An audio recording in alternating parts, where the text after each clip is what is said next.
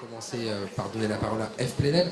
Donc une deuxième partie de matinée consacrée à comment aborder la fin de l'épidémie dans une exposition, avec deux intervenantes. Le premier, qui sera en fait le deuxième, c'est Joseph Larmarange, qui travaille dans un labo de recherche qui s'appelle le CEPED, et commun à l'Institut de recherche pour le développement et l'Université Paris-Descartes à Paris. Et puis Eve Plenel, qui est directrice de l'association Vers Paris sans sida. Et c'est à elle que je vais donner la parole dans un premier temps, pour une petite quinzaine de minutes. Merci François.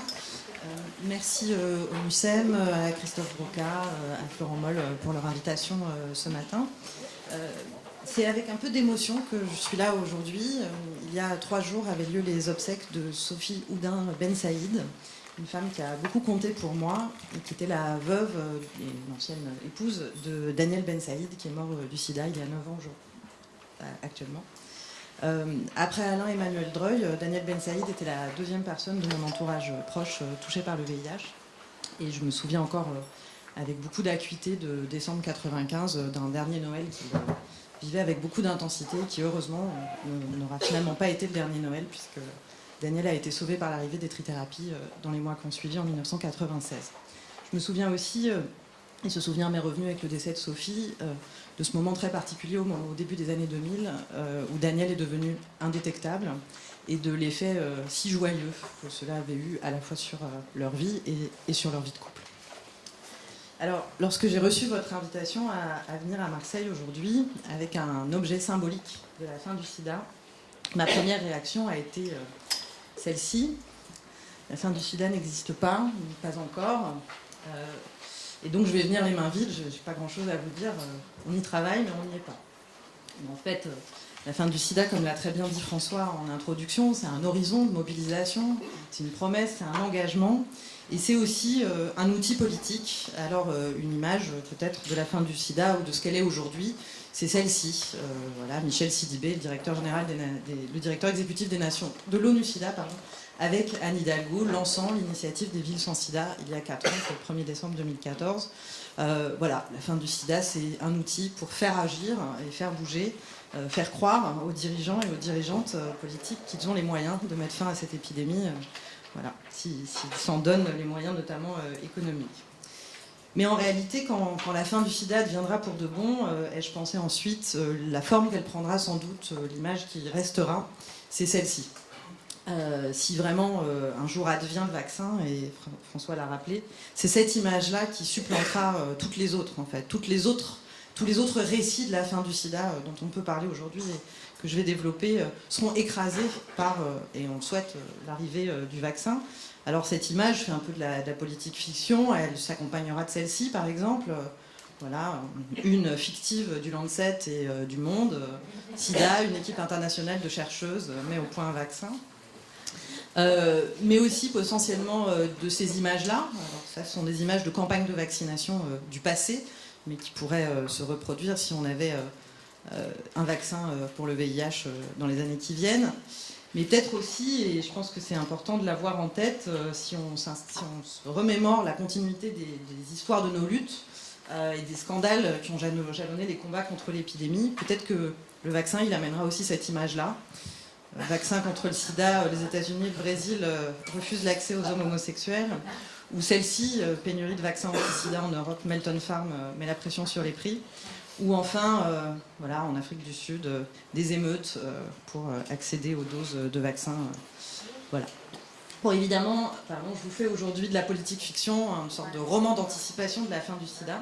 Et pour vous, chercheurs, scientifiques, archivistes, conservateurs, c'est pas très sérieux, donc je vais revenir à des choses plus réelles et aux formes et aux récits contemporains de la fin du sida, qui sont produits, comme l'a dit François, depuis 2009 d'un point de vue mathématique, et puis réellement d'un point de vue politique depuis 2012 et la conférence mondiale sur le sida qui avait eu lieu à Washington. Alors, comme l'a rappelé François, la première représentation de la fin du sida, elle est essentiellement mathématique, elle prend la forme d'une cascade et d'une équation. C'est le modèle dit de Granich. Si 90% des personnes vivant avec le VIH étaient diagnostiquées, si 90% de celles qui sont diagnostiquées avaient accès à un traitement antirétroviral de façon durable, et si 90% de ces dernières avaient une charge virale supprimée, indétectable, alors automatiquement on verrait le nombre d'infections baisser inexorablement jusqu'à tendre vers la fin du sida. C'est cette équation en bas, si 90% au cube des personnes vivant avec le VIH avaient une charge virale inférieure à 50 copies par microlitre, alors, les petites coquilles, alors la transmission baisserait et les nouvelles infections tendraient vers zéro. Assez vite, cependant, cette représentation très abstraite, pour pas dire aride, de la fin du sida a été remplacée par une autre plus concrète, autour des outils de la fin du sida, François l'a aussi évoqué, qui sont souvent résumés dans les congrès scientifiques internationaux par cette roue de la prévention.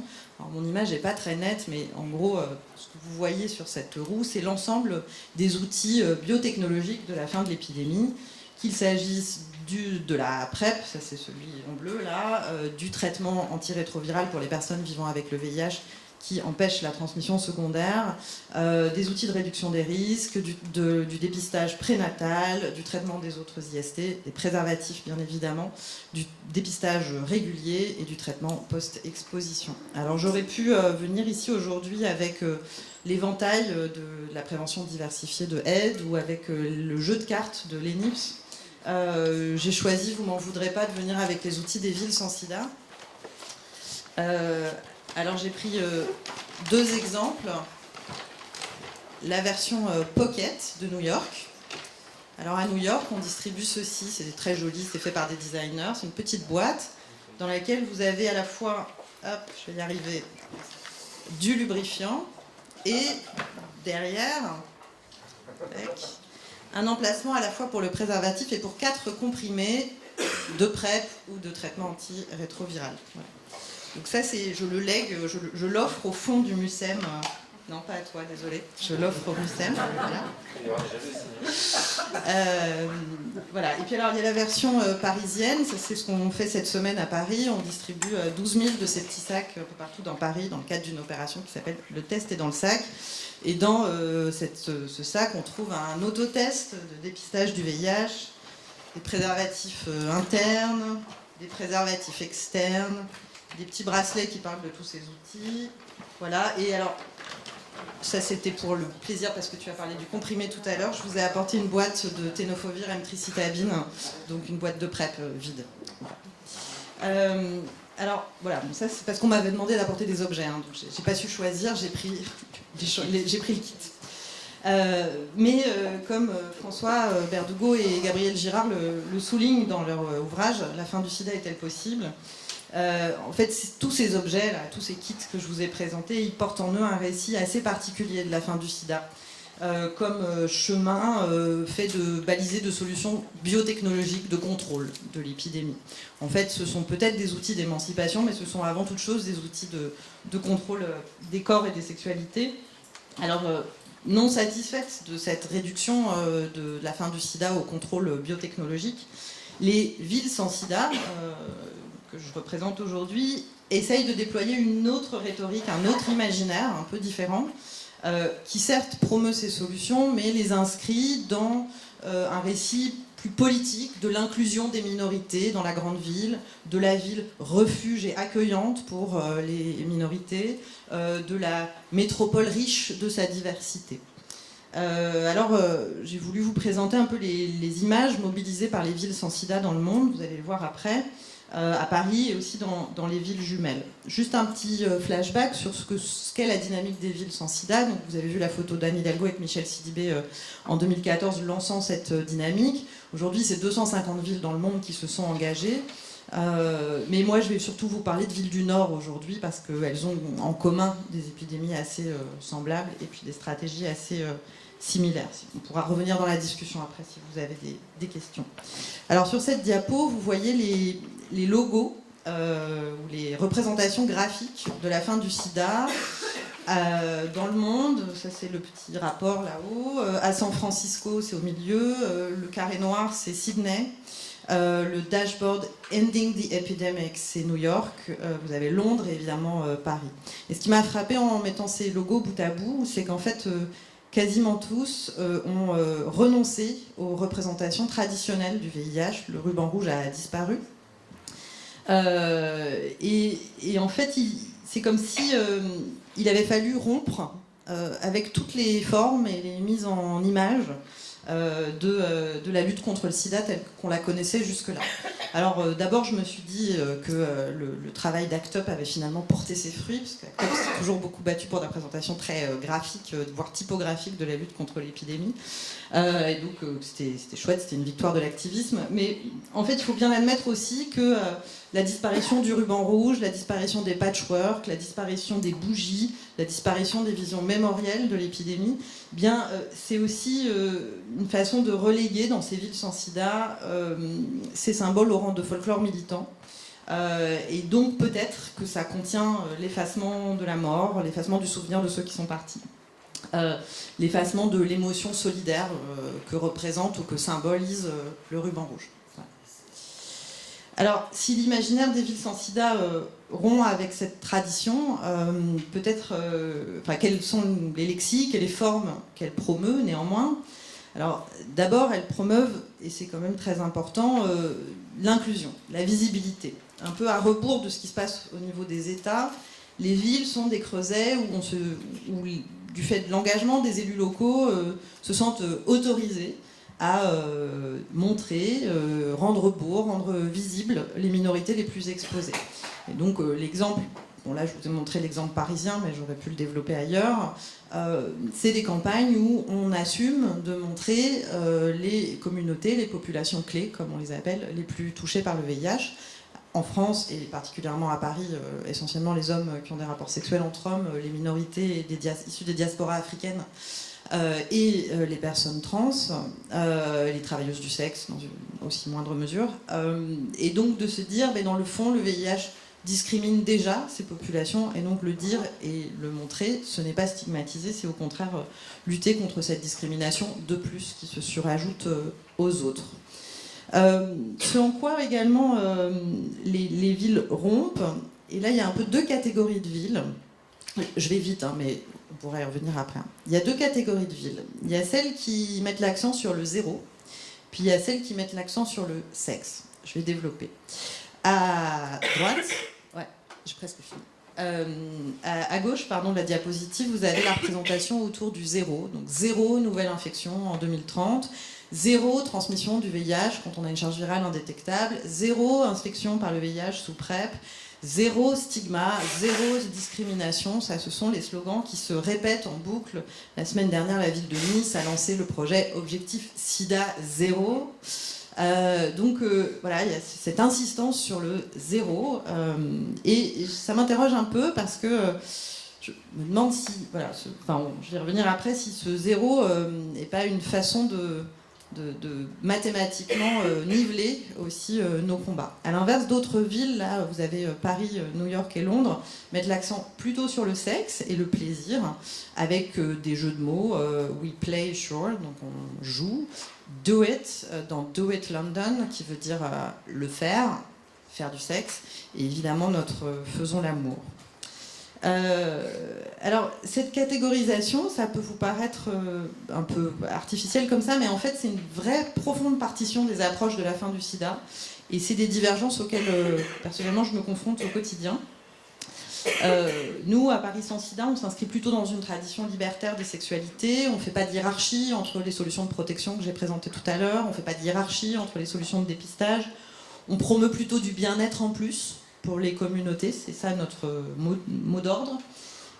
Et en fait, chaque jour, on combat des discours médicaux, experts, pas toujours médicaux, mais souvent médicaux, qui, au nom du principe de précaution, de l'efficience de la santé, de la dépense en santé publique, de la réduction des déficits, vont toujours nuancer nos propos sur la sexualité, toujours nuancer nos propos sur le TASP ou la PrEP, et privilégier ces approches scientifiques, médicales, et notamment ces approches épidémiologiques autour du zéro et autour des chiffres, démultipliant les indicateurs du zéro stigma ou des index du stigma, au lieu d'agir concrètement voilà, sur le terrain. Donc c'est une vraie partition, il y a une fin du sida très épidémiologique qui est très présente dans la littérature, et qui, j'espère, n'est pas celle qu'on met en œuvre à Paris.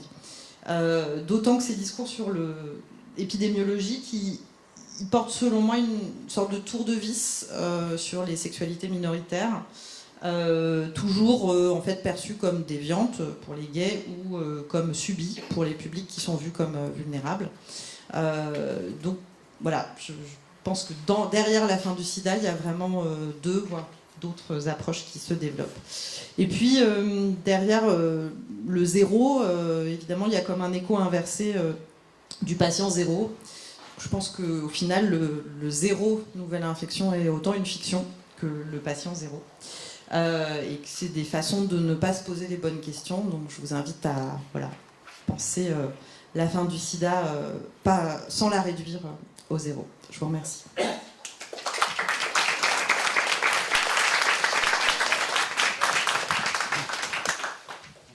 Merci beaucoup Ève.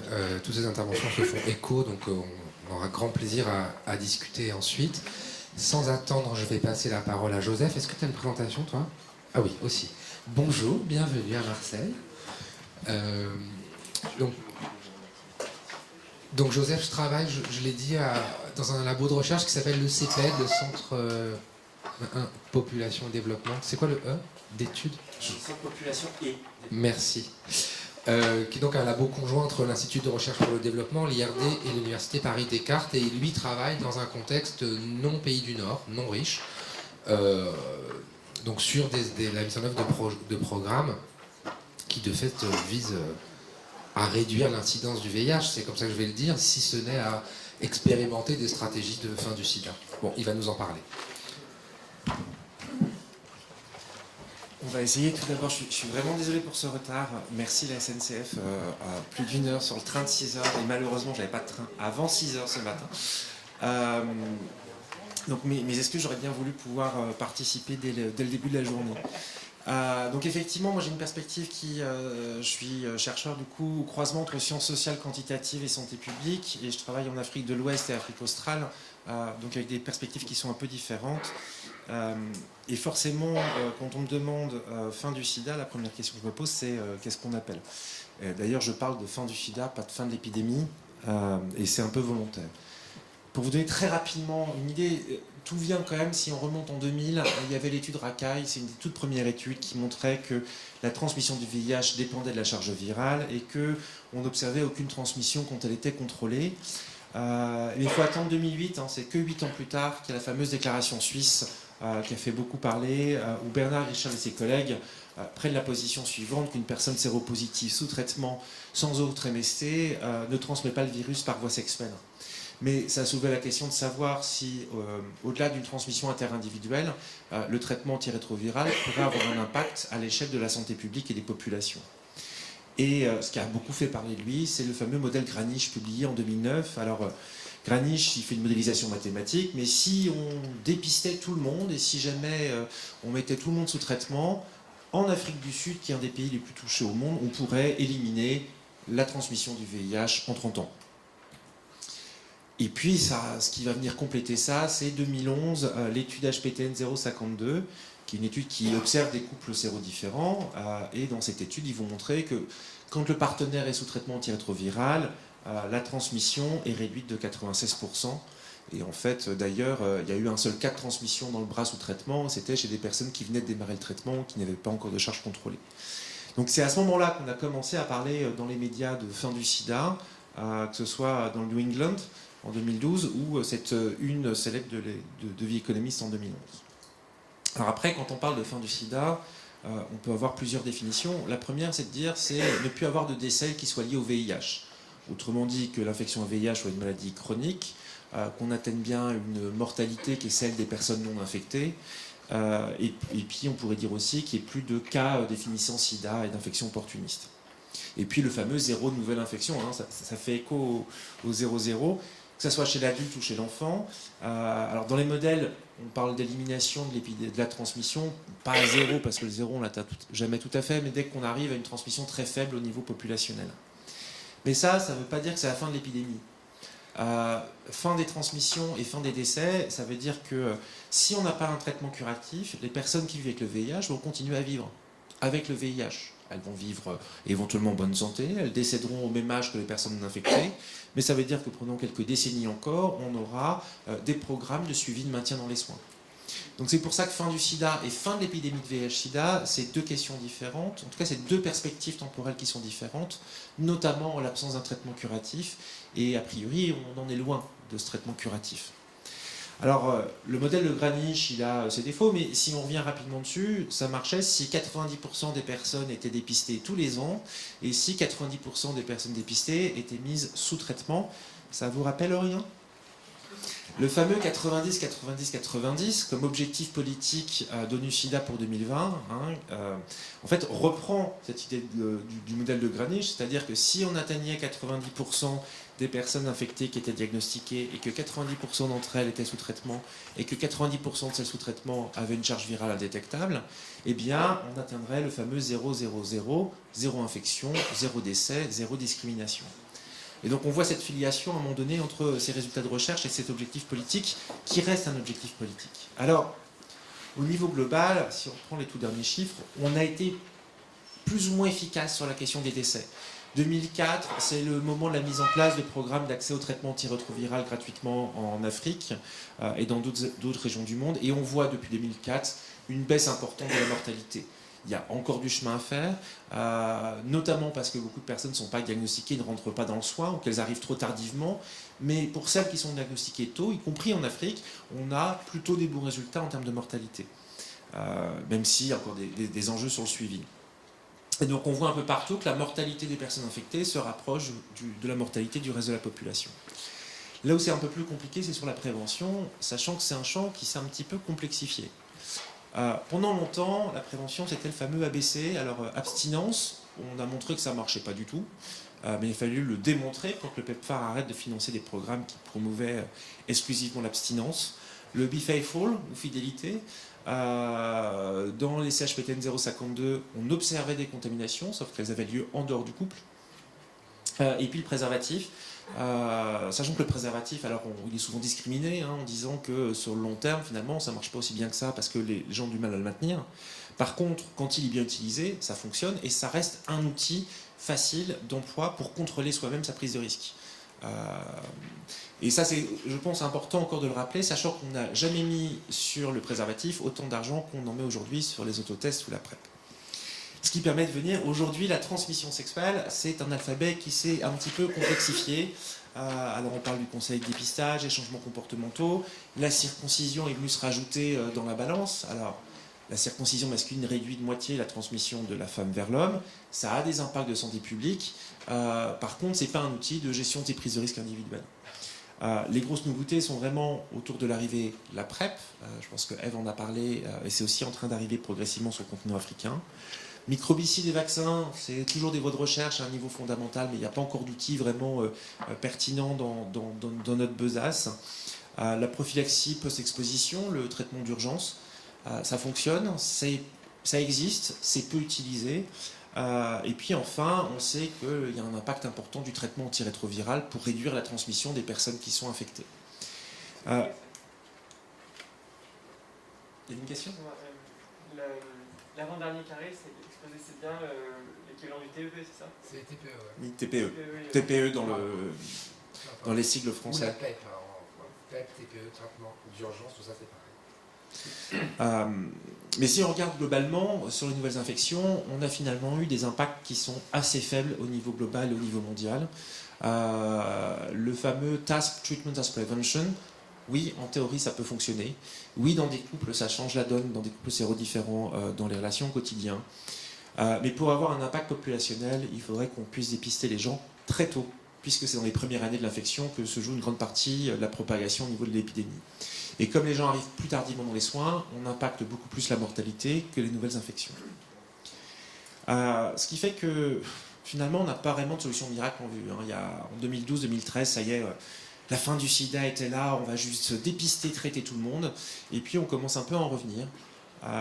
Il y a eu 4 gros essais pour essayer de mettre en place ce qu'on appelle le Universal Test on Treats. Un en Afrique du Sud qui était les CETAS sur lequel j'ai travaillé. Il y a Popart dont les résultats seront présentés à la CROI en février prochain. 2 autres. Ces essais-là permettent d'améliorer la cascade, mais on n'a pas réussi à en donner à impacter de manière importante les nouvelles infections. Là, en Afrique du Sud, ce que l'on observait, c'est que même si beaucoup de gens étaient diagnostiqués, la plupart ne voulaient pas rentrer dans les soins. On est dans des cliniques qui sont spécialisées et il y a un stigma perçu. Alors, il y a peu d'événements stigmatisants rapportés par les personnes touchées. Par contre, elles ont toutes peur d'événements stigmatisants, ce qui est un petit peu différent. Et ça les empêche de rentrer dans des soins et dans des cliniques qui font que du VIH. Donc, si vous êtes dans la file d'attente, on saura pour quelle raison vous venez consulter. En Afrique de l'Ouest, où la cascade de soins est un peu moins bonne, ce qu'on voit, c'est quand il y a encore 1 personne sur 2 qui n'est pas dépistée. Donc on peut améliorer tant qu'on veut la thérapeutique, tant qu'il n'y a pas d'amélioration sur le dépistage et l'entrée en soins, on aura finalement peu d'impact. Et puis aussi, depuis quelques années, au niveau international, on est sur un tassement des financements. C'est-à-dire les années 2000-2010, on a vu l'arrivée du Global Fund, du PEPFAR, de la Fondation Gates, les financements dédiés à la lutte contre le sida ont explosé. On est aujourd'hui sur un tassement, et donc du coup sur un discours des bailleurs internationaux, comment faire mieux avec la même quantité d'argent, ou comment faire mieux avec moins, et donc du coup un focus sur le rendement des activités et le rendement du dépistage. Ce qui fait que maintenant, avant de vous dépister, on va déjà vérifier que vous êtes vraiment à risque, pour essayer, parce qu'il faudrait dépister que des positifs et surtout pas dépister de négatifs. Mais ces financements contraints, avec la non-augmentation des financements qui sont alloués au dépistage par exemple, ils ont pour conséquence d'avoir une pression très importante mise sur les acteurs de la lutte, que ce soit acteurs publics ou acteurs communautaires. Et en permanence, il faut améliorer le taux de positivité qu'on appelle en anglais the yield, le rendement. Le problème, c'est que ça a des effets pervers contre-productifs. D'une part parce que certains acteurs de terrain, pour arriver à atteindre leur objectif, sont obligés de mettre en place des stratégies de contournement. On va aller dans d'autres zones, on va aller sur des populations a priori plus touchées que la cible qui leur est allouée. Mais à force de vouloir trop cibler des personnes qui seraient particulièrement exposées, on va laisser sur le carreau tout un tas d'autres personnes qui sont peut-être moins exposées. C'est pas pour autant que dans ces groupes-là, il n'y a pas de personnes infectées. Et du coup, on risque d'avoir une baisse des nouveaux diagnostics. Il faut aussi savoir que pour des populations très exposées, il faudrait aujourd'hui faire un dépistage répété. Alors apparemment, on dit quoi? C'est tous les 3 mois ou tous les 10 partenaires pour les MSM? Pour les homosexuels, pardon, MSM, ça fait très épidémio international. Mais on pourrait reparler des termes gay ou LGBT en Afrique qui sont pas toujours pertinents.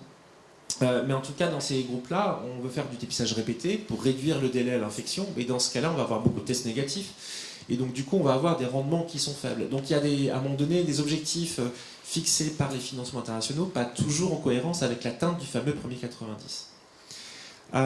Et donc, la question qui m'était posée pour aujourd'hui, c'est du coup, en tant que chercheur en implementation research, comment cette question de fin du sida elle vient interférer sur notre manière de voir nos programmes qui arrivent.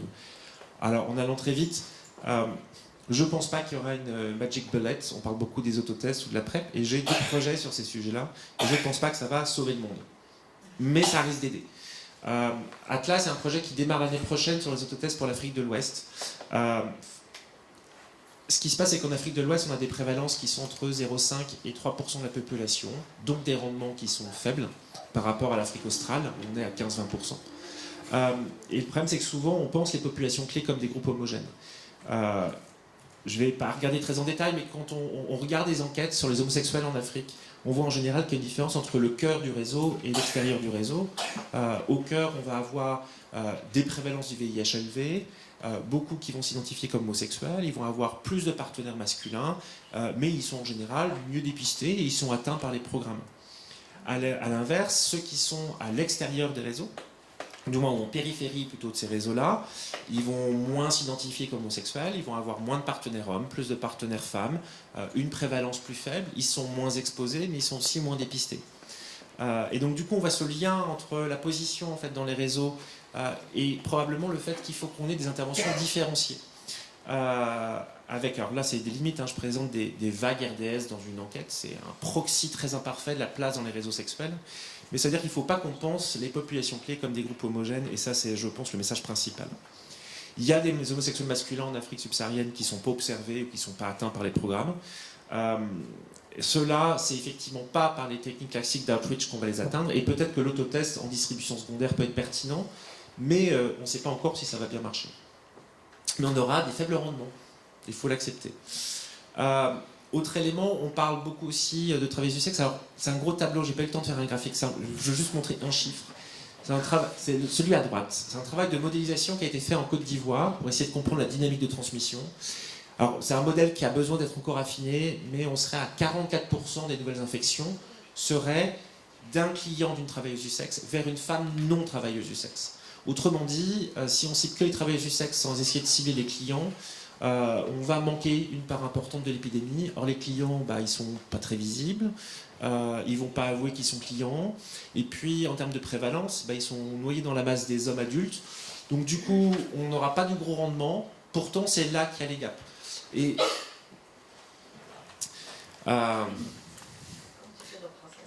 alors, Princesse, qui est un autre projet qui là tourne autour des travailleuses du sexe en Côte d'Ivoire. On va mettre de la PrEP. Alors, on ne cherche pas à atteindre toutes les femmes qui ont des rapports transactionnels, vraiment celles qui sont au cœur, qui sont dans un travail du sexe régulier, qui sont les plus exposées.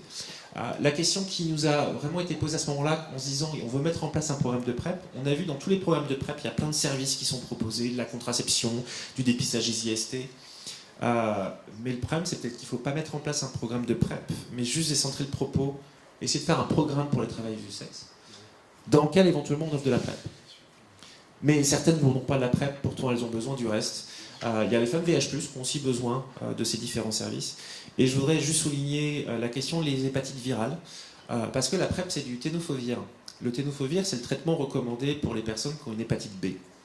Il n'y a pas de financement pour l'hépatite B en Afrique subsaharienne, donc soit vous êtes co-infecté, soit dans certains programmes PrEP, on va vous offrir gratuitement la PrEP parce que vous en avez besoin, sauf si vous avez l'hépatite B, on vous renvoie à l'hôpital et là vous allez devoir payer de votre poche. Et ça pose problème quand on commence à distribuer gratuitement un médicament que d'autres n'y ont pas accès quand ils ont besoin en termes de traitement. Ça ne veut pas dire qu'il ne faut pas faire de PrEP en Afrique subsaharienne, ça veut dire qu'il faut penser aussi les autres pandémies. Et du coup, pour aller vite, Princesse, c'est un programme qui propose plusieurs services en un. Je pense qu'un des enjeux pour nous, c'est finalement d'essayer de voir comment on peut essayer d'apprendre à essayer de penser un peu plus souvent en dehors du cadre. Le VIH est très souvent pensé de manière cloisonnée, de manière verticale. Or, à un moment donné, il faut voir comment on mutualise avec d'autres pathologies, comment on fait des choses qui peuvent faire sens. Le dépistage du VIH pour les adolescents en Afrique, c'est pas assez rentable. Par contre, si on fait de la vaccination HPV, si on s'intéresse aux grossesses non désirées qui sont un véritable problème de santé publique, peut-être qu'on peut avoir des services de santé sexuelle qui font sens. Ce qui veut dire que du coup, pour moi, la fin du SIDA, c'est peut-être la fin de penser uniquement SIDA comme un des enjeux principaux pour les prochaines décennies. Alors, je n'ai pas amené physiquement d'objet. Ce qui est certain, c'est qu'il n'y a aucun outil qui permettra d'arriver au bout. Par contre, il faudra qu'on mélange plein de choses et qu'on offre du choix aux gens. Merci.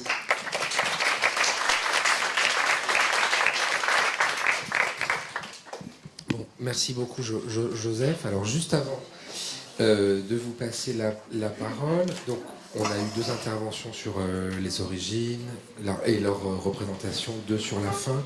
Bon, en tout cas, ce qui est sûr, c'est qu'on ne manque pas d'images et de formes de représentation. Pour le coup, c'est une lutte un sujet de santé, une lutte qui a généré des tas de représentations, d'images, d'objets, etc. Je note une chose, une préoccupation sur la clarification de la terminologie, la clarification des sujets dont il va être question. Guillaume en a parlé, Joseph en a parlé, moi-même j'en ai parlé. De quoi on parle quand on parle de l'origine, du début, de quoi on parle quand on parle de la fin, etc. Je note aussi une question sur la médicalisation. Guillaume disait, elle a sûrement joué un rôle dans le commencement de l'épidémie. Ce qui est intéressant, c'est que là, c'est un point commun complet avec la fin, parce qu'on voit que les biotechnologies, en tout cas des outils biomédicaux sont centraux, en tout cas en apparence et dans les discours de la santé publique. Ça ne veut pas dire qu'ils vont être centraux dans l'efficacité, mais dans la pensée de la fin.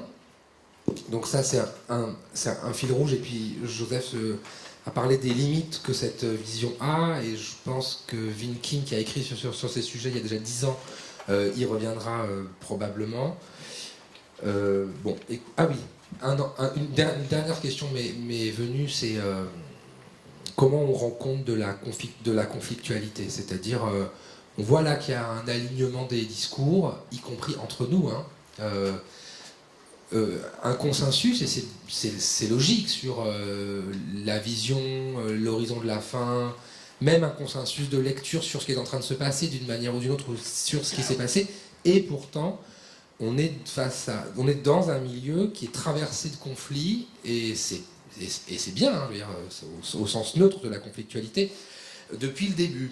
Donc comment est-ce qu'on fait entrer ces enjeux-là, sachant que il y a cet horizon de santé publique, consensus autour duquel tout le monde est appelé à se joindre. À la fois, il a des limites, elles sont entendues ou pas, et c'est un terrain de discussion. Bref, je livre ça à votre sagacité. En gros, comment on réinjecte de la politique. Bon, le micro est à vous, allons-y. Bonjour, merci pour les différentes interventions. François, je réagis par rapport à ce que tu dis. En fait, on est dans un milieu traversé de conflits, et il y en a sans doute des conflits dans notre milieu, mais il y a des discours consensuels qui prennent place. Et notamment, Eve, je réagis, on n'a pas eu le temps d'en discuter, et par ailleurs je te salue. Je réagis au discours relatif à la célébration des diversités. Je pense qu'il faut être attentif à ce type de discours qu'on promeut collectivement, que la ville de Paris promeut, que mon organisation SIDAction peut promouvoir également, et qui est un discours largement partagé dans les différentes instances de la lutte contre le sida. Néanmoins, les populations touchées par l'épidémie ne sortent pas de la même façon victorieuses de cette épidémie. Je pense qu'il y a des formes de célébration de l'homosexualité aujourd'hui dans certains pays, et en France par exemple, et que d'autres publics touchés par l'épidémie ne font pas l'objet de la même célébration, des mêmes approches un peu, ne serait-ce que bienveillantes. Je pense évidemment aux usagers de drogue ou aux travailleuses du sexe. On voit de grandes déclarations sur la lutte contre l'homophobie à Paris qui ont pris place après une série d'agressions dirigées envers des hommes gays. J'ai pas l'impression que les mêmes déclarations aient été produites après l'assassinat de Vanessa Campos au mois d'août dernier. Donc je pense qu'il y a des limites dans les approches qu'on peut promouvoir, qui sont celles de la célébration de la diversité, et que toutes les populations ne bénéficient pas de la même, je disais, ne serait-ce que bienveillance en fait.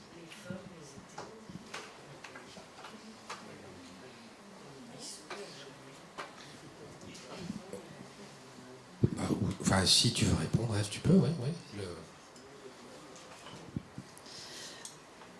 Je pense que en posant cette question, Vincent, tu mets effectivement le doigt sur s'il y a vraiment une faiblesse et une fragilité dans le programme parisien, c'est la question de l'inclusion des travailleuses du sexe et des travailleurs du sexe, du fait de la position des élus parisiens sur ce sujet, qui contraint objectivement notre action.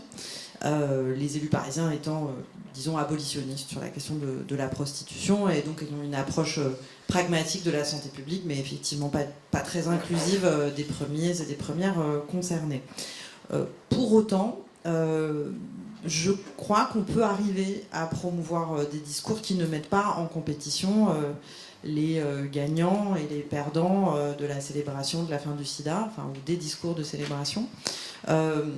Je pense par exemple au travail qu'on mène actuellement sur l'accueil et l'inclusion des personnes trans à Paris. Donc, dans le cadre de Paris sans sida, on développe tout un travail avec des associations communautaires, notamment Accept ST, sur comment accueillir la transidentité dans l'ensemble des guichets et des administrations parisiennes, incluant le fait qu'une partie, évidemment pas de la totalité, mais une partie des personnes transidentitaires à Paris ont aussi un parcours migratoire et une histoire avec le travail du sexe. Et que former et accueillir la transidentité dans l'ensemble des administrations, et pas juste dans les services de santé, c'est aussi un levier de Paris sans sida, en tout cas un truc sur lequel on travaille. Donc, voilà, c'est juste pour nuancer, je pense que tu mets le doigt sur notre point aveugle, pour autant on peut arriver à mener de front des programmes pour l'ensemble des populations clés, sans que, en gros, les hommes homosexuels blancs écrasent les autres populations. J'incluais mon organisation, je disais que SIDAction participe à ce discours un peu victorieux sur les politiques inclusives en fait. Je pense qu'il faut être attentif à, comme tu le dis, l'ensemble des autres politiques qui pour le coup nous échappent, que ce soit les politiques abolitionnistes en direction des travailleurs du sexe. J'insistais sur les usagers de drogue en fait, qui sortent un petit peu de notre champ de vision du fait de la très faible dynamique de l'épidémie actuellement au sein des usagers de drogue en France. Il ne faut pas oublier que c'est une population très touchée par le VIH, plus anciennement que d'autres populations, mais qui fait l'objet d'une répression parfois féroce aujourd'hui, indépendamment de la question du sida. Et du coup, ça peut avoir tendance à sortir de notre focale, en fait. Je me permets un commentaire pour appuyer ce que dit Vincent. C'était un peu ce que je voulais mettre sur la table tout à l'heure sur la mobilisation et les conditions de réussite des stratégies qu'on nous présente comme permettant l'extinction. C'est-à-dire si, et là aussi ça a introduit de la politique, quoi. C'est-à-dire si on ne met pas sur la table un agenda autour des droits des personnes, du respect de leur citoyenneté pleine et entière partout, c'est clair que ces objectifs-là, et Joseph vient d'en parler un peu, on ne les atteindra pas. Donc c'est là qu'on est... finalement qu'on rejoue ce logiciel politique commun qui est là depuis le début de l'épidémie, que parfois effectivement on oublie, notamment parce que en termes de prévalence et de lecture des chiffres dans nos contextes, il y a un effacement de certains groupes. Mais pour autant, moi pour le coup, la lecture de Médecins du Monde par exemple, qui est très centrée hors France, c'est sur l'Europe orientale, et évidemment le driver principal de l'épidémie, c'est la transmission par voie intraveineuse chez les UGG de drogue. Pardon. Je vais revenir sur ce que disait Vincent par rapport à Paris sans sida, l'objectif de Paris sans sida. Je voulais vous poser une question. Est-ce que les migrants auront leur part dans ces actions? Et comment vous comptez y prendre dans vos actions par rapport à un message ciblé avec des codes culturels, avec des tabous, comme ça? Est-ce que vous avez, peut-être vous l'avez fait, vous avez l'intention de voir avec des associations généralistes migrants qui œuvrent aussi dans la lutte contre le sida dans Paris, sa banlieue? Merci. Alors, juste avant de vous répondre, parce que je sens que peut-être ma présentation a déçu des attentes. Vous attendiez à ce que je présente Paris sans sida, c'était pas la commande qui m'a été faite. Donc j'en suis désolée, si je peux rentrer dans les détails après de tout ce qu'on fait, mais on m'avait plutôt demandé de réfléchir aux idées, aux images de la fin du sida qu'on véhiculait. Alors, pour vous répondre, oui, pleinement, on mène deux types d'actions, à la fois des actions de communication, de sensibilisation. Pour ce faire, on a réalisé déjà plusieurs campagnes en direction des diasporas africaines et des migrants en général, avec des radios communautaires, avec des associations communautaires, aussi bien liées au VIH que généralistes. On prépare pour l'année prochaine la création de séries vidéo et d'une campagne dans l'espace public à destination et dans les codes culturels des diasporas qui vivent à Paris et en proche banlieue. Par ailleurs, on travaille au renforcement du système de santé pour qu'il réponde bien ou mieux aux besoins de ces populations. On a doublé la capacité d'action des associations qui font du dépistage auprès des communautés africaines à Paris, dans les quartiers, en finançant un bus, en leur permettant de doubler leur nombre d'actions dans Paris, tout simplement. Et puis on travaille sur des projets plus globaux, santé et santé sexuelle, dans un certain nombre de services pour les femmes migrantes en particulier. Voilà.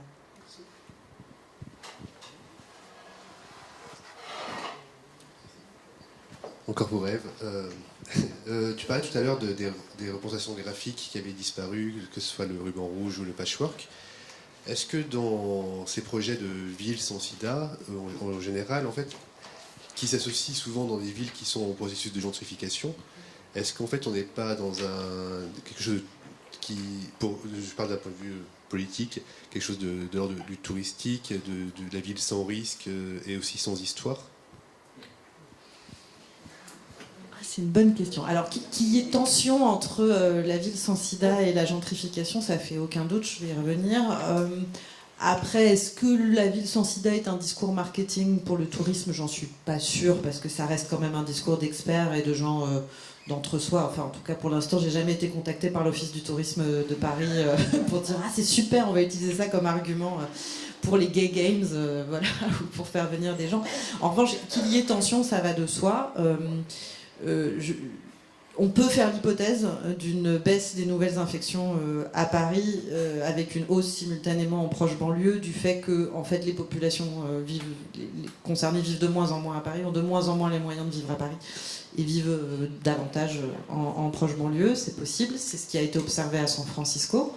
La prochaine grande conférence mondiale, elle a lieu à San Francisco et à Auckland, précisément pour cette raison-là, parce qu'en fait, à San Francisco, ils ont quasiment atteint le 0 nouvelle infection, mais simultanément, dans les bidonvilles et les quartiers très populaires d'Auckland, on en est très très loin, et il y a plutôt un maintien, voire une augmentation des infections, avec une épidémie d'opiacés très importante. Donc voilà, cette question elle est centrale, elle se pose également à Londres, où à la fois où il y a vraiment les effets de la gentrification sur le coût d'avoir une vie sociale, de sortir, de draguer, de payer un verre dans un bar dans le centre de Londres, ou de se loger dans le centre de Londres, ont des effets très évidents sur l'exclusion d'un certain nombre de jeunes homosexuels des programmes de prévention, sur l'augmentation de conduite à risque et de prise de produits. Enfin, voilà, il y a des effets évidents entre l'organisation économique des centres-villes de ces grandes capitales et les nouvelles formes de l'épidémie ou des épidémies qui sont autour du VIH. Didier Févrel, juste par rapport à l'histoire, puisqu'on y est, c'est parce que la question des droits est liée dans l'épidémie VIH. C'est ce que disait Jonathan Mann à l'époque.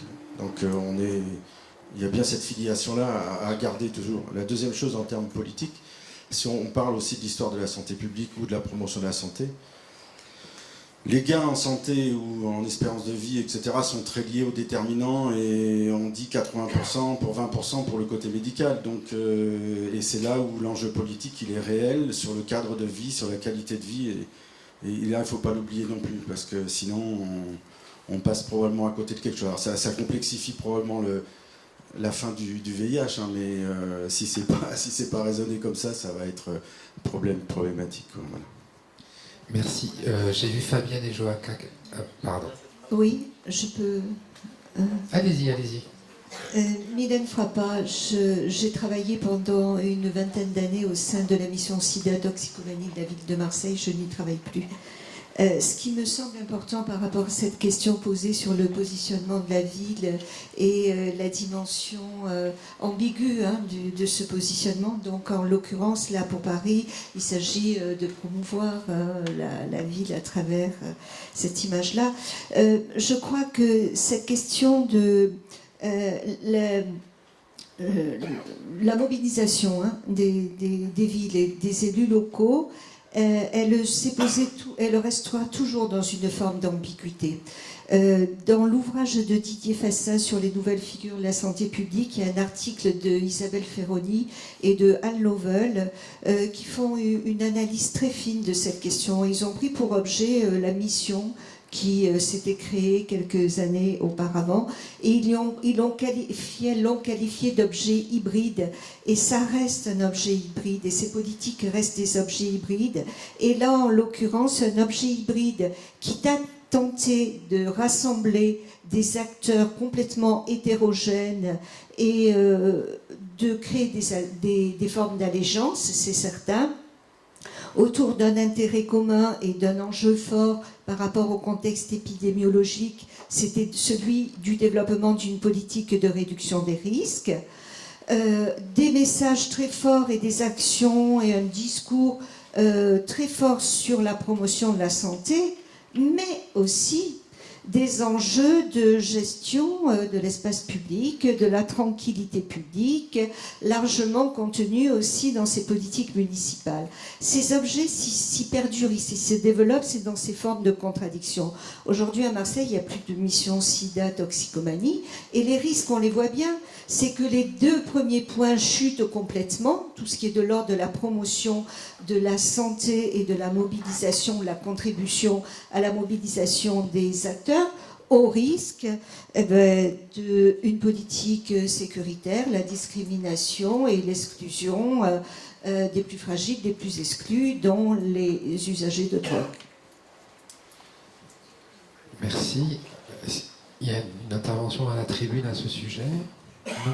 Je voudrais qu'on n'oublie pas, mais pour après revenir, je serais très intéressé par le regard de la virologue sur toutes ces questions de représentation, de ce que vous nous avez raconté. Donc je voudrais bien qu'on y revienne après, si vous êtes d'accord. La salle. Fabienne, tu as un micro? T'as pas de micro? Ah, pardon, allez-y madame. Bonjour, je suis d'une petite association niçoise, régionale. Et moi, je voudrais vous dire qu'il faut quand même passer du positif, parce que je pense qu'on est à un tournant majeur de l'épidémie.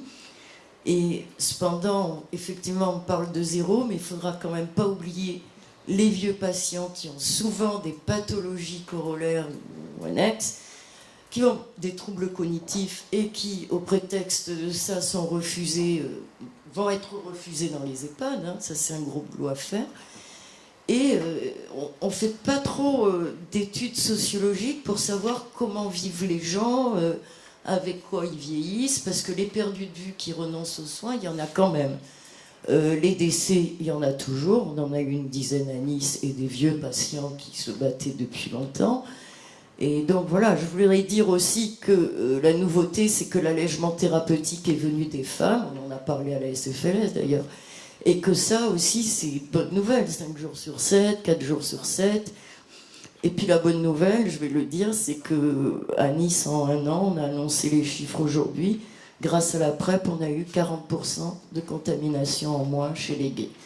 Mais par contre, on voit les hétéros qui montent sur la même base.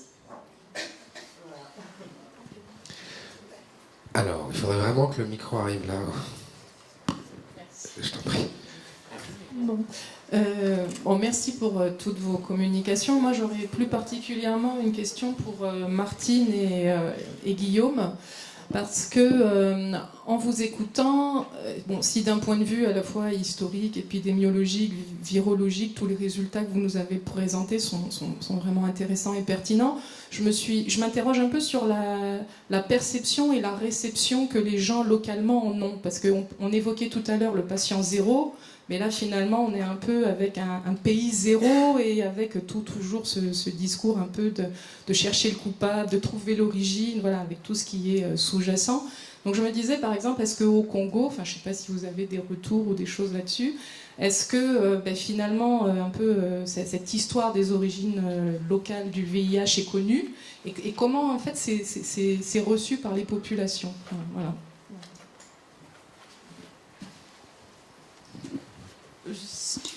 Oui, c'est un peu compliqué. Je pense, mais au début, c'est bien sûr, il y avait la théorie du complot. Oui, le blanc, il vient avec sa maladie. C'était pour éradiquer l'Afrique. Mais je pense que c'était que le début. Maintenant, comment les gens, ils ont compris que c'était pas pour chercher un coupable, mais c'était pour comprendre. Et il y a aussi tout un programme, il y a d'autres maladies qu'on peut attraper en touchant des animaux, donc ça fait partie d'une totalité. Je ne pense pas que le Congo aujourd'hui se sent coupable, responsable, qu'ils se sentent attaqués. C'est plus considéré comme ça. Ils le savent justement, c'est une question compliquée, mais voilà, je partage avec vous. Je vais poser celle-là. Non, mais je ne connais pas assez Kinshasa, qui est une ville qui est quand même spécialisée dans toutes sortes d'élaborations esthétiques, baroques, etc. Et donc il y a plein de récits qui circulent. Après, j'ai pas envie de promouvoir une sorte d'opération sensibilisation où il faut à tout prix expliquer quel est le bon récit. Mais du coup, dans le cadre d'expositions, etc., bon, il y a beaucoup de peintures populaires congolaises, par exemple, beaucoup de bandes dessinées populaires congolaises qui parlent du sida, et je pense que des chansons, etc. Donc voilà, je pense que c'est des récits à qui il faut donner une place. Après, chercher forcément à représenter une confrontation entre un vrai récit et des accusations complotistes, etc., je pense pas que ce soit nécessaire. Et d'autant que moi, souvent, ces accusations complotistes, elles m'intéressent beaucoup en termes de récits politiques, etc., qui sont parfois très pertinents aussi. Justement, est-ce que c'est réactivé d'une certaine façon par rapport à... Parce qu'il y a, je dirais, dans toute l'Afrique, et de toute façon, dans tous les pays, dans toutes les communautés, je veux dire, le coupable, c'était toujours l'autre. On a toujours cherché à trouver un peu l'origine du coupable. Donc là, justement, est-ce que le fait qu'il y ait quand même des faits scientifiques produits, tout un travail d'histoire qui est fait localement, est-ce que finalement c'est connu, c'est diffusé, est-ce que ça réactive, comme le disait Martine, en fait, un discours sur la, sur la rumeur ou sur le complot, Les théories de complot, ça existe aussi dans le Nord, hein, c'est pas que dans le Sud.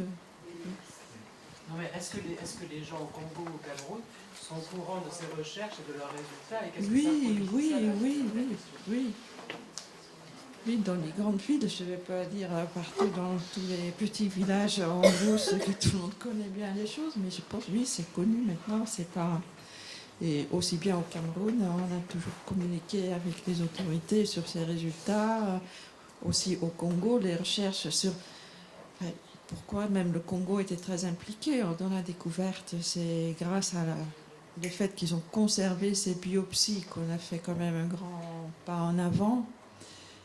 Et oui, comme Guillaume a dit, il y a plein depuis le début, il y a plein de dessins, de messages, d'affiches.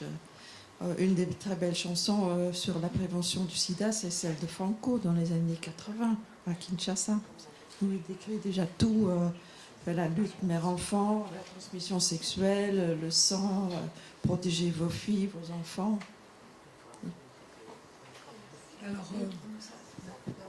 peut-être, je parle sous le contrôle des deux experts, mais que, par ailleurs, ce travail, il met aussi en exergue le rôle de la colonisation, le rôle de l'exploitation du caoutchouc pour la production industrielle des pneus de voiture, les campagnes de vaccination systématiques et un peu sauvages de la main-d'œuvre coloniale. Donc, je veux dire, et les questions de prostitution.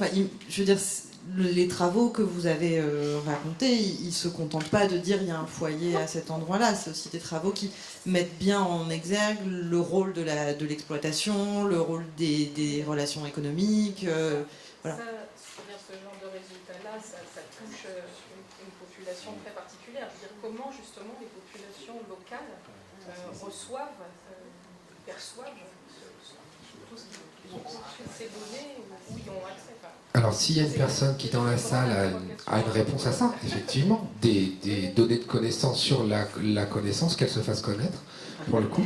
Non, mais parce que c'est une question importante. Après, ce serait intéressant probablement de consacrer un petit, je sais pas quoi, à la question complotiste autour des origines. Madame. Alors, merci pour tous vos exposés. Par contre, je me souviens d'un congrès auquel j'ai été allée à Washington, peut-être en 95 ou 94, où les Japonais avaient fait un exposé sur l'origine du sida, qui remontait à 400 ans, comparé par des analyses génétiques, par rapport à des sérums aussi décongelés. Et là, en fait, je me rappelais ça parce que, j'ai vu votre exposé, ça m'a rappelé ce que j'avais vu en 94, déjà exposé par les Américains, conjointement avec les Français, qui n'avaient pas les mêmes avis sur les origines. Et en fait, je viens de me rappeler que on n'a pas entendu parler de l'Asie du tout, il n'y a pas du tout alors bon, on va avoir une exposition sur les objets du sida, mais c'est marrant, aucun de vous n'a parlé du continent asiatique.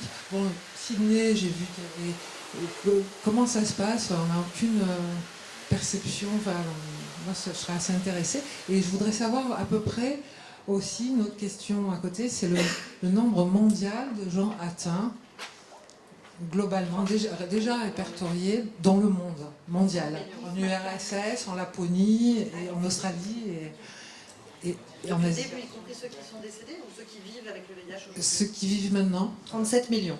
Voilà, 37 millions. Alors, du coup, à vous deux, j'ai envie quand même de demander comment on met en scène cette histoire-là dont nous avons été les récepteurs, des récits, des discours, de la construction progressive de cette histoire des origines ou du commencement. Enfin bref, il y a un enjeu là quand même pour la préparation d'une exposition. Il y a une histoire de l'histoire. Je pense qu'il faut montrer une prolifération déjà, presque sur le même plan que il y a un arbre phylogénétique des virus, il y a un arbre phylogénétique des récits, ça prolifère. Effectivement, il n'y a pas de distinction nord-sud, Afrique. Ces récits, ça a été une épidémie d'accusation, pour reprendre le titre d'un fameux article de l'histoire du sida. Donc ça, oui, je pense qu'il y a une prolifération à représenter. Après, la mission d'une exposition, c'est quand même aussi de... tous les récits se valent pas, et comme tous les virus se valent pas d'ailleurs. Mais bon, il faut aussi parler du récit un peu consensuel et evidence-based quand même. Je pense qu'il faut tenir à ça et tenir aux preuves aussi. Après, je suis bien content de ne pas être commissaire de l'exposition. Après, sur l'aspect mondial, parce que tu voulais de la conflictualité entre nous, etc. Par exemple, moi, je suis pas d'accord avec ton petit train des transports, etc. Moi, c'est une vision de la mondialisation de l'épidémie, de l'histoire de l'épidémie que j'essaye de... C'est un gros cliché de dire, tout d'un coup, au XXe siècle, le monde est interconnecté et les épidémies deviennent pandémiques depuis que... Et parce que l'implicite, c'est que la mobilité est pathologique. Et que, enfin, tu vois ce que je veux dire. Et c'est vrai qu'on peut faire une lecture tout à fait rigoureuse de l'épidémie où le facteur limitant n'est pas le transport. Enfin, je veux dire, le choléra, la peste, ils se débrouillaient très bien sans avion, sans train. C'est pas le transport, et on le voit même dans les phylogénies des virus, c'est-à-dire qu'on a des effets fondateurs hyper forts en Haïti, aux États-Unis, sous type B, tout ça, qui montrent que le facteur limitant, vraisemblablement, c'était plutôt de tomber dans l'écologie favorable, et en gros Haïti puis les États-Unis, une écologie de seringues, de gays, etc. Et le facteur limitant, c'était pas la mise en contact des parties du monde. Donc ça, c'est peut-être un thème à réfléchir. Ouais, je ne fais pas partie des gens qui pensent que le monde s'est mondialisé au XXe siècle, et malgré tout, je prends ton point avec un grand intérêt. Alors, il y a une main qui s'est levée là-bas depuis très longtemps, puis au premier rang, puis Philippe Mselati.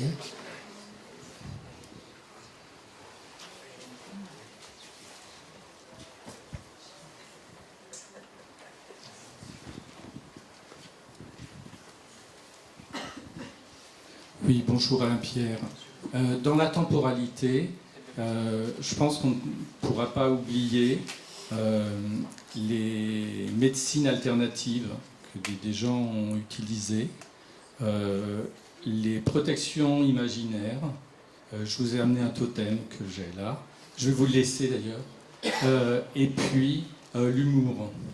Alors, je conclus l'humour, c'est-à-dire si demain je suis Alzheimer, je ne voudrais surtout pas participer à l'augmentation du virus, parce que si je ne prends plus mon traitement, ma charge virale va réapparaître, et je ne sais pas avec qui je vais coucher, donc je risque de retransmettre le virus. Donc, je ne veux surtout pas qu'on oublie les personnes Alzheimer dans cette épidémie. Et puis... Et comme je n'aurai plus mon totem pour me protéger, puisque je laisse au MUSEM, protégez-moi.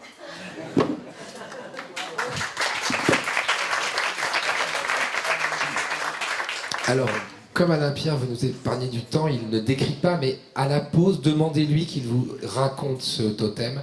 En 3 minutes, c'est magnifique. Monsieur. Excusez-moi, c'est une question qui va vous paraître un peu bizarre. Au milieu de toutes ces statistiques très sérieuses provenant de chercheurs, a-t-on pu mesurer, ou peut-on encore mesurer, les effets des paroles criminelles de Jean-Paul II et du pape qui a suivi, en Afrique en particulier, pour éviter de porter les préservatifs? Donc, est-ce qu'on a pu mesurer comment les équipes médicales sur le terrain ont-elles milité pour faire taire des religieux qui s'occupaient de malades, par exemple, mais en même temps qui leur niaient le droit de porter des préservatifs. Alors, il y a des phénomènes qu'on ne sait pas bien mesurer. Et typiquement, c'en est un, mais par exemple, je n'ai jamais vu une belle étude qui nous dit l'impact sur l'épidémie du plan d'ajustement structurel de la Banque mondiale sur le système de santé africain. On ne sait pas aujourd'hui mesurer l'effet des politiques de Thatcher et de Reagan sur les conditions de vie des Français au quotidien. Pourtant, on les ressent. Il y a des phénomènes comme ça macrostructurels qu'on a beaucoup de mal à mettre en lien parce qu'on est sur des choses qui sont tellement complexes et qu'on n'a pas ces outils d'analyse de la complexité. Après, alors peut-être pas sur Jean-Paul II, mais il y a des domaines parfois où on a quand même réussi à faire avancer les choses, et je reprends l'exemple de l'abstinence, parce que les Américains ont imposé des programmes qui faisaient la promotion de l'abstinence, la fidélité éventuellement, mais pas le préservatif. Et il a fallu du coup avoir beaucoup de recherches pour montrer l'inefficacité de ces programmes-là, pour qu'ils soient abandonnés au moins sur le continent africain. Mais on voit toujours aujourd'hui aux États-Unis l'impact des programmes d'abstinence sur les grossesses non désirées adolescentes. Juste un truc là-dessus, mais c'est vrai que d'un point de vue africain, ce type d'accusation de Jean-Paul II passe pas très bien, au sens où pourquoi est-ce que les Africains seraient déjà tous catholiques, alors que le catholicisme en Afrique c'est une seule partie des chrétientés, et pourquoi est-ce que ça serait en plus des catholiques qui écoutent ce que dit le pape et qui agissent en fonction de ça dans leur vie sexuelle? On sait très bien que ça... Donc c'est juste pour dire que c'est pas forcément quelque chose... C'est quelque chose qu'on a beaucoup dit en Europe, à juste titre, parce que... Et puis aussi, dernier truc, aujourd'hui, 2018, le système de santé confessionnelle en Afrique, c'est un maillon vraiment majeur de l'accès aux soins, de l'accès au traitement. Et en fait, là où cette critique elle a eu lieu, c'est aussi dans ces centres de santé... Alors après, il y a toujours la bonne sœur qui dit n'importe quoi, etc. Mais il y a énormément de bonnes sœurs qui sont là. Et souvent, les hôpitaux confessionnels, en tout cas dans l'Est du Cameroun, ils sont beaucoup plus populaires que les hôpitaux publics. Il nous reste une dizaine de minutes avant de donner la parole à Wim Keen. Oui, je voudrais revenir sur cette perception de l'histoire de la contamination et en particulier du passage, du sida africain, de l'origine du sida africain. Je vais parler rapidement. J'ai juste un exemple. En 1994, il y avait eu un congrès à Abidjan, en 1993 même, qui était Sciences sociales face au sida, une initiative de l'Orstom. Et il y avait eu une session sur l'origine où moi j'ai cru un instant, surtout que j'arrivais d'un pays où on ne se posait pas cette question-là, le Rwanda était bien au-delà de l'origine, et j'ai vu un instant des sociologues africains, des épidémiologues français et des autres quasiment se battre. L'origine africaine du sida en 1993 était quelque chose de totalement inaudible, de totalement insultant et de totalement inacceptable. Et effectivement, il y avait des gens qui disaient « Mais pourquoi vous vous interrogez sur l'origine du sida? Vous ne demandez pas si la rougeole vient de la Mongolie ou pas. » quoi. Donc c'était vraiment très très chaud. Et puis, effectivement, depuis quelques années, les choses ont beaucoup évolué. On a des choses beaucoup plus solides. On sait que ça vient d'Afrique, d'un point de vue viral, je sais pas. Et on a, grâce aux travaux de Martine et de son équipe, mais aussi d'autres gens, la bonne distinction entre il y a un passage singe-homme et il y a une épidémie. C'est deux choses un peu différentes, enfin même si elles sont liées, évidemment. Et ça, moi j'ai fait des exposés sur l'origine du sida en étant un peu, je veux dire au départ, j'étais un peu craintif presque. En particulier au Cameroun où la population n'est pas toujours totalement ouverte à ces débats-là. Et ça s'est beaucoup mieux passé que ce qui s'était passé entre scientifiques il y a 20 ans. La chose a réellement évolué, même en Afrique, où, à l'origine, on a l'Ebola, on a le VIH, on ne sait pas ce qu'on nous a fait, on a tout, mais finalement, c'est comme ça. Quoi. Je pense qu'il y a réellement une acceptation du débat sur l'origine et des réponses qu'on a pu donner ces dernières années, beaucoup plus forte qu'il y a 20 ans. Sur les chiffres de l'épidémie, il y a le rapport ONU-SIDA qui est sorti la semaine dernière, qui est en accès libre et gratuit sur Internet, qui est un rapport de l'ONU-SIDA intelligent, c'est pas tout le temps, parce qu'il parle enfin du dépistage avec la connaissance, c'est le savoir, c'est le pouvoir, et il y a beaucoup de chiffres. Alors là, pour ceux qui veulent des chiffres par pays, c'est pas par canton encore, mais par pays, il y a. hein, pour 2017. Non, du coup, en fait, moi, je me posais la question du titre de la journée, c'est les temporalités du sida. Et du coup, en fait, on voit que là, le temps, il y a des échelles temporelles. Et en fait, on voit que là, il n'y en a qu'une seule qui est traitée, donc c'est sans doute volontaire. C'est le grand temps, le segment, on va dire, temporel. Le segment temporel de cette histoire-là. Et du coup, ça a un petit aspect désincarnant. Et je me dis que pour arriver dans l'exposition à traiter de cette temporalité-là sans la désincarner, peut-être qu'il faudrait la réintroduire à travers des temporalités individuelles qui... C'est l'après-midi, c'est ça? Ok, c'est bon. Ah non, mais vous êtes complètement en avance, ça aurait été une transition géniale avant le déjeuner, mais malheureusement, il nous reste encore 10 minutes avant de donner la parole. Pour finir cette matinée...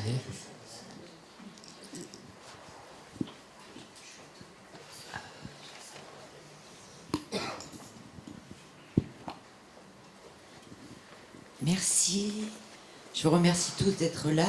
Moi, j'étais contaminée, j'avais 24 ans, donc j'ai 30 ans. Voilà, mais je ne parle pas forcément qu'à mon... Pour revenir aux origines du sida, est-ce qu'on connaît l'origine du VIH qui se trouve à l'intérieur des... Je m'exprime mal, excusez-moi, j'ai pas la même langue que les gens. Bref, d'où vient l'origine du VIH chez le singe et chez le macaque? Bon, je trouve ça un petit peu... Non, j'ai plusieurs autres questions. Enfin, remerciements plutôt. Alors ça, c'est déjà une chose. Je trouve ça un petit peu stigmatisant. Que ça ait l'air de dire qu'en mangeant de la viande de brousse, en se faisant attaquer par les singes, tout ça. Je sais bien que c'est venu... Il y a des données chiffrées, mais il y a toujours une forme d'autisme quant aux essais qui ont été faits par les laboratoires, exactement dans les points où c'était... Voilà.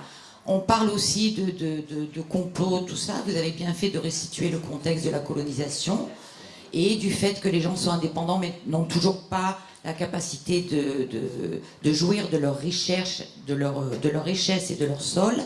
D'autre part, après, moi je trouve ça merveilleux le travail que vous faites. Moi j'ai un peu lâché parce que malgré les traitements, la charge virale est restée détectable pendant plusieurs années. Là, je reviens de loin, voilà, j'ai repris du poids. Je me dis, catastrophe, j'ai mon renouvellement VIH, j'ai l'air trop en forme, qu'est-ce qui va me tomber sur la tête? J'aurais plus mes 800 € pour survivre. Voilà. Après, quand on essaye de bosser. Donc, on parle de la fin, je suis vraiment heureux, je vous remercie tous d'être là et je suis très émue. Cela dit, c'est un beau rêve, quoi, la fin, mais moi, je suis en plein dedans et j'ai même plus l'espoir de... Quand j'en parle avec mon fils qui a 25 ans, c'est devenu la maladie complètement has-been, c'est redevenu complètement honteux, et ce qui m'a permis de survivre jusqu'à maintenant, malgré tous mes amis, la plupart sont plus là pour en parler, mais j'aimerais qu'on en parle aussi ici. C'est tous ceux qui se sont battus, tous les malades. Moi, quand je suis arrivée en France, en arrivant de Guadeloupe, il y a des années, ce qui m'a permis de survivre, et physiquement, et psychologiquement, et émotionnellement, et même spirituellement, ce sont les associations.